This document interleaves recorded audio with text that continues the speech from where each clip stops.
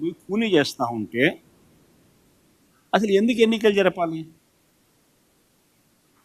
మీరే డిక్లేర్ చేసేసుకోండి, రాదు మున్సిపల్ చైర్మన్లు మీరే అని చెప్పి డిక్లేర్ చేసేసుకోండి, అయిపోయింది కదా, సులభం కదా.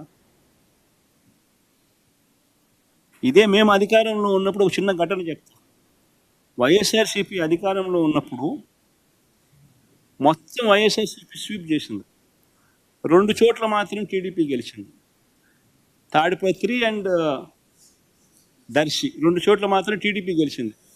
తాడిపత్రిలో 38 స్థానాలకు వైఎస్ఆర్సీపీ 18, టీడీపీకి 20 గెలిస్తే 2 స్థానాలు టీడీపీకి వైసీపీ కన్నా ఎక్కువ ఉన్నాయి. ఎక్కువ ఉంటే 2 స్థానాలు మేము తలుచుకున్నానంటే ఆ రోజు ఆ 2ను ఈ పక్క తిప్పేసి వైసీపీని సొంతం చేసుకుని ఉన్నాం ఆ స్థానాన్ని. కానీ ఆ రోజు జగన్ ఏం చేశాడో ఒకసారి చూద్దామా? ఆ రోజు తెలుగుదేశం పార్టీ ఇన్ఛార్జ్ జగన్ గురించి ఏం మాట్లాడాడో ఒకసారి ప్లే చేద్దాం.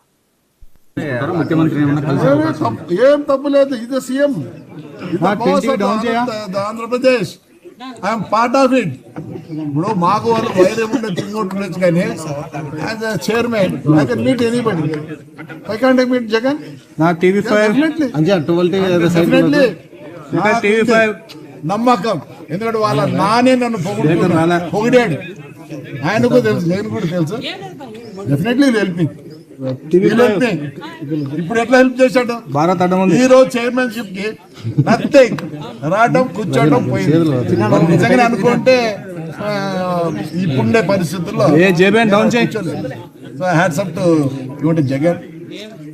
ఈరోజు నిజంగానే ఇప్పుడుండే పరిస్థితుల్లో మేము చైర్మన్ అయినామంటే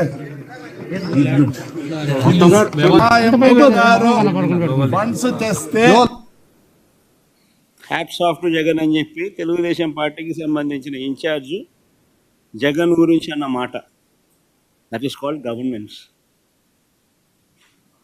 ప్రజాస్వామ్యంలో ప్రజలకు రక్షణగా ఉండాల్సిన బాధ్యత ప్రభుత్వాన్ని. అలాంటి ప్రభుత్వం ఎలా ప్రవర్తిస్తుంది అన్నది వెరీ వెరీ ఇంపార్టెంట్ ఆస్పెక్ట్. అధికార బలం ఉంది కదా అని చెప్పి ఇష్టం వచ్చినట్టుగా ప్రతిదీ కూడా నాకే కావాలి అని చెప్పి దోచేయడం అన్నది, మనది కాని పదవులు కూడా మనకు రావాలి అని చెప్పి ఆశపడడం అన్నది తప్పు. ఈ పెద్ద మనిషి చంద్రబాబు నాయుడుకి జ్ఞానం, బుద్ధి రెండూ లేవు కాబట్టి రాష్ట్రం ఈ మాదిరిగా పరిపాలన చేస్తూ ఉన్నాడు కాబట్టి రాష్ట్రం నిజంగానే ఇంత అధ్వానమైన పరిస్థితిలో ఈరోజు. ఇప్పటికైనా కానీ త్వరగా ఎన్నికలు రావాలనేది జమిలి గిమిలి అంటూ ఉన్నారు. తొందరగా, ఎంత తొందరగా వస్తే అంత తొందరగా మంచిది. ఎంత తొందరగా వస్తే ఈ మనిషిని ఎప్పుడెప్పుడు పంపించాలా అని చెప్పి ప్రజలందరూ కూడా ఎదురు చూస్తూ ఉన్నారు. ఇప్పటికే చంద్రబాబు నాయుడు గారిని ప్రశ్నించే స్వరాలు ఇప్పుడు పెరిగినాయి. రాబోయే రోజుల్లో చంద్రబాబు నాయుడు గారిని చొక్కా పట్టుకునే రోజులు కూడా దగ్గరలోకి వస్తాయి.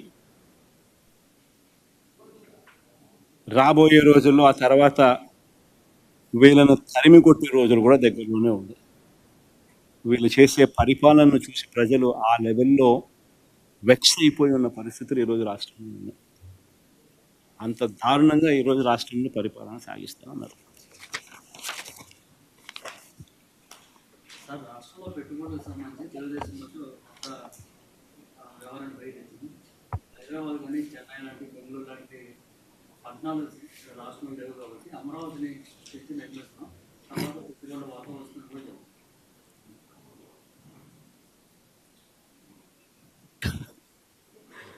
పెట్టుబడులు రావాలి అని అంటే రాష్ట్రం గురించి నువ్వు గొప్పగా చెప్పడం మొదలుపెట్టాలి. నువ్వంతటి నువ్వే ఎక్కడ పడితే అక్కడ రాష్ట్రంలో లేని పరిస్థితులను ఉన్నట్టుగా నువ్వంతకు నువ్వే రాష్ట్రం గురించి నెగిటివ్గా చెప్పడం మొదలు పెడితే ఏ రకంగా కాన్ఫిడెన్స్ ఇస్తావు? డావోస్ దగ్గర నుంచి నీతి ఆయోగ్ దాకా ఈయన స్టేట్మెంట్లు ఏ ఇన్నా చూడండి, రాష్ట్రంలో లేని పరిస్థితులు ఉన్నట్టుగా ఈయనంతటి ఈయనే ఇంప్రెషన్ ఇస్తూ, ప్లస్ పరిశ్రమలను అట్రాక్ట్ చేసే విధంగా ఈయన ఏ చర్య తీసుకుంటా ఉన్నాడు? జిందాలో వస్తే వాళ్ళ మీద కేసులు పెడతా ఉన్నాడు, భయపడిస్తూ ఉన్నాడు, వాళ్ళని భయభ్రాంతులు చేసి పంపించినాడు. వాళ్ళు 10 మందికి చెప్పరా? జిందాల్ లాంటి వంతు లాంటి వానికి ఈ పరిస్థితి ఉంటే వాడు 10 మందికి వాళ్ళు 10 మందికి చెప్పరా వాళ్ళు రాష్ట్రంలో ఏ రకమైన పరిపాలన చేసినారు చంద్రబాబు నాయుడు అనే వ్యక్తి ఎలాంటి వాడు అని. మళ్ళీ అలాంటి భయానక వాతావరణం రాష్ట్రంలో ఉన్న